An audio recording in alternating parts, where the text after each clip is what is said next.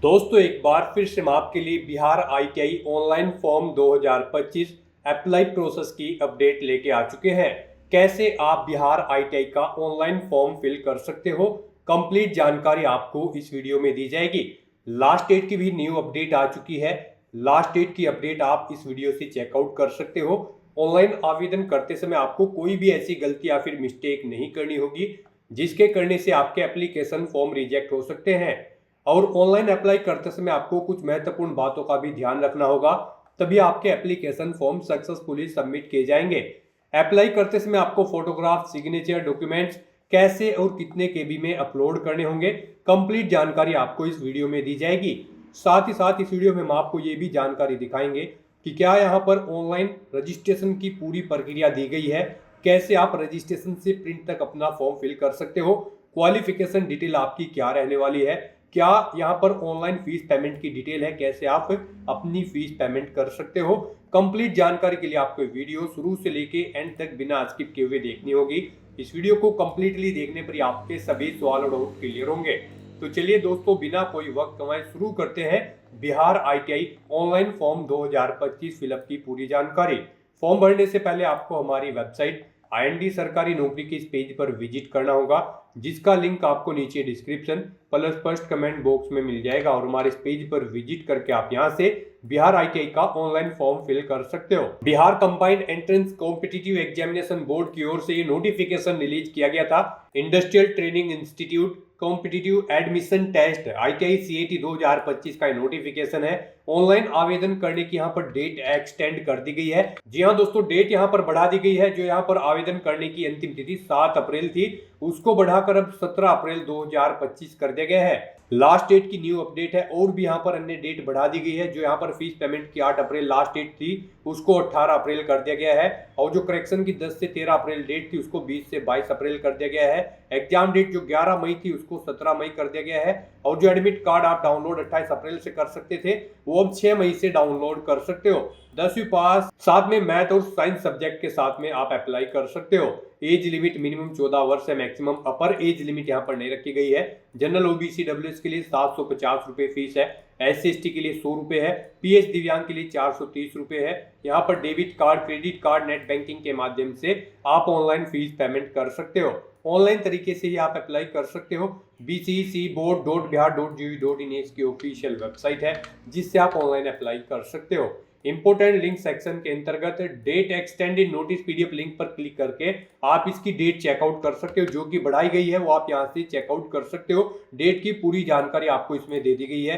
Then उसके बाद official notification PDF link पर क्लिक करके आप इसकी ऑफिशियल नोटिफिकेशन की PDF रीड आउट कर सकते हो। इसमें सबसे पहले आपको रजिस्ट्रेशन की पूरी प्रक्रिया दी गई है। उसके बाद में यहाँ पर बाकी का जो ऑनलाइन आवेदन करने की प्रक्रिया है वो आपको दी गई है। फोटोग्राफ, सिग्नेचर आपको कैसे और कितने केबी में अपलोड करने होंगे ऑनलाइन आवेदन करते समय, ऑनलाइन फीस पेमेंट आपको कैसे करनी होगी।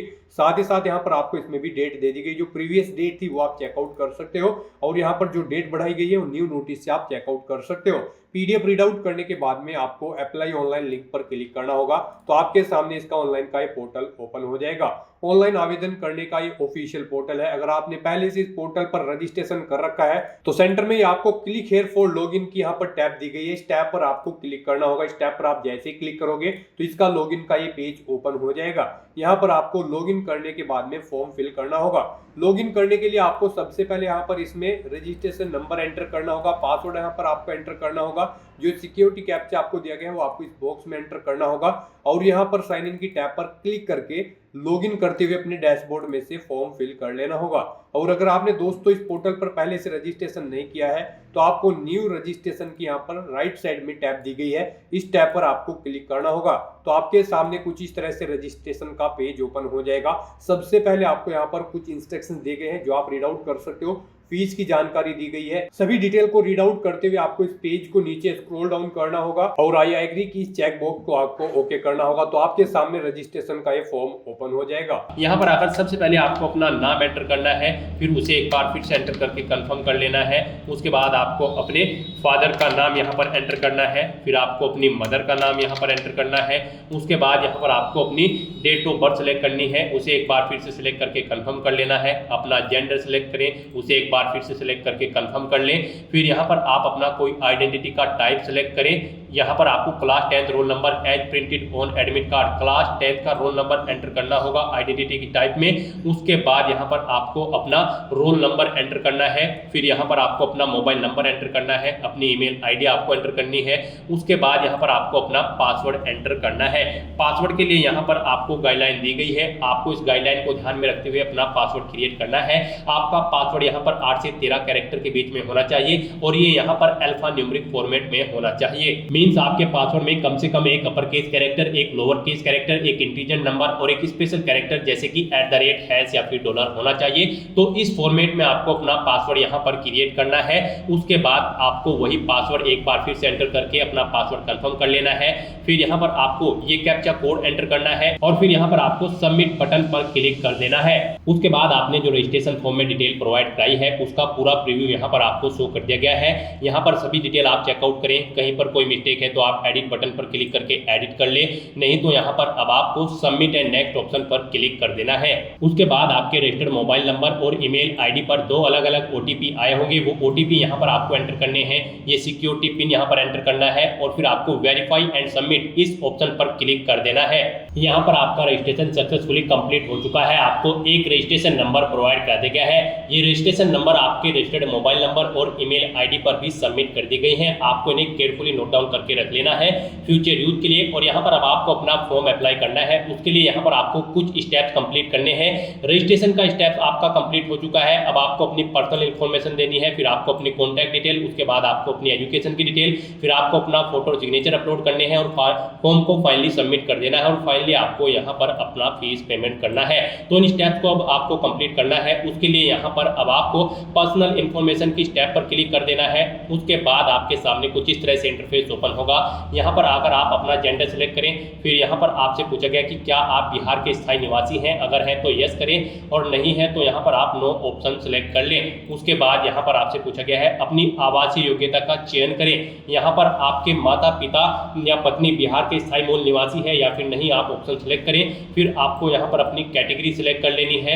उसके बाद यहाँ पर आपको अपनी कैटेगरी एक बार फिर से सिलेक्ट करके उसे कंफर्म कर लेना है। उसके बाद आपसे पूछा गया कि क्या आप एक DQ अभ्यर्थी है, तो क्या आप विकलांग कोटा सीट के लिए दावा करते हैं, अगर करते हैं तो यस करें और फिर यहाँ पर अपनी विकलांगता का प्रतिशत दर्ज करें, नहीं है तो आप नो ऑप्शन सेलेक्ट करें। फिर आपसे पूछा गया क्या आप सर्विस मेंस कोटा के लिए दावा करते हैं, अगर करते हैं तो यस करें और फिर यहाँ पर आप अपने भूतपूर्व सैनिक सेवानिवृत्त सेवारत सैन्य कर्मों के पुत्र अविवाहित पुत्री हैं तो यहाँ पर आपको यस या नो ऑप्शन सेलेक्ट करना होगा और नहीं है तो आपको नो ऑप्शन सेलेक्ट करना होगा। उसके बाद यहाँ पर आपको ITI डिस्ट्रिक्ट यहाँ पर सेलेक्ट कर लेने हैं, किन डिस्ट्रिक्ट में आप अपनी ITI करना चाहते हैं। यहाँ पर आपको प्रेफरेंस दिया गया है, आप अपनी चॉइस के अकॉर्डिंग यहाँ पर उस जिले का चयन करें जिसके लिए आवासीय प्रमाण पत्र प्राप्त किया है। यहाँ पर उसके बाद आपसे पूछा गया है क्या आपने मैट्रिक समकक्ष परीक्षा में उत्तीर्ण उपस्थित होने वाले संस्थान के जिले का चयन किया है, अगर किया है तो यहाँ पर आप उसको दोबारा से एक बार फिर से सिलेक्ट कर लें। उस जिले का चयन करें जहां आपके माता पिता कार्यरत हैं और जिसके लिए नियोक्ता का प्रमाण पत्र प्राप्त किया गया है।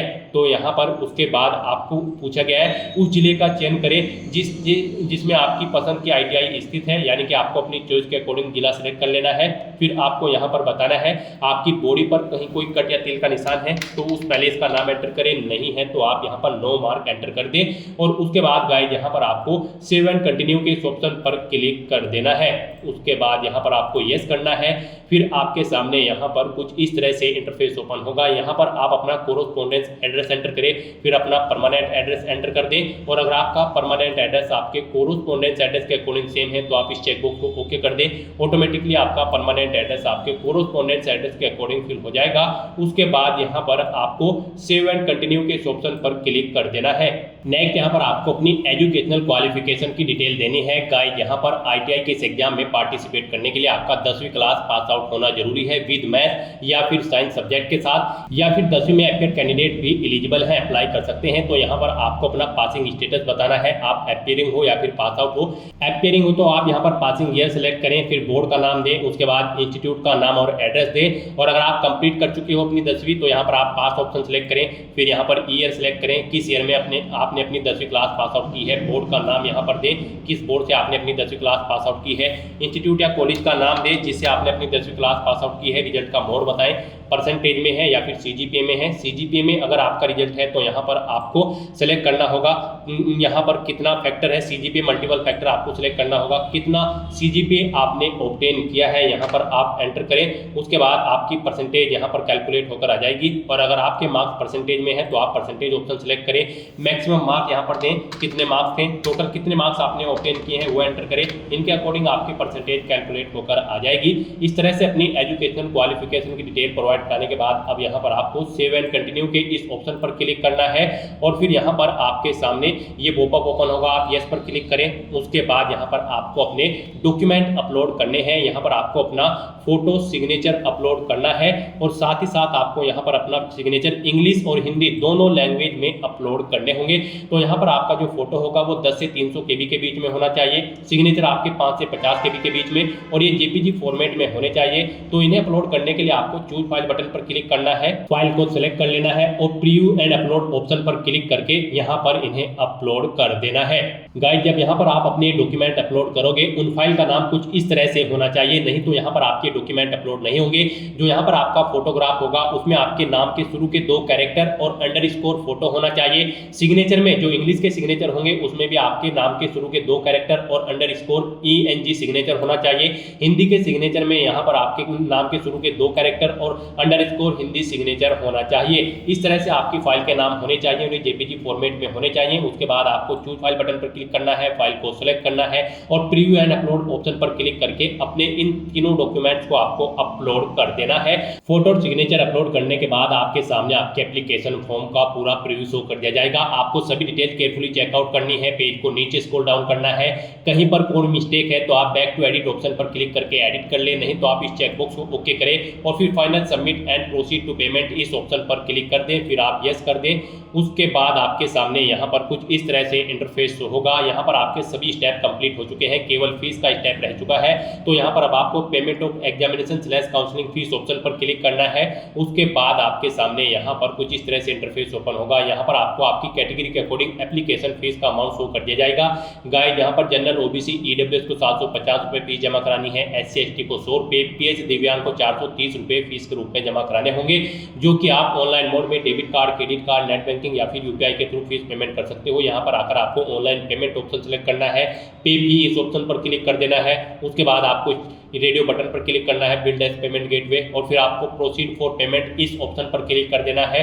उसके बाद आपके सामने फीस पेमेंट का इंटरफेस ओपन हो जाएगा। आप debit card, credit card, net banking, UPI, wallet, QR code के थ्रू फीस पेमेंट कर सकते हो।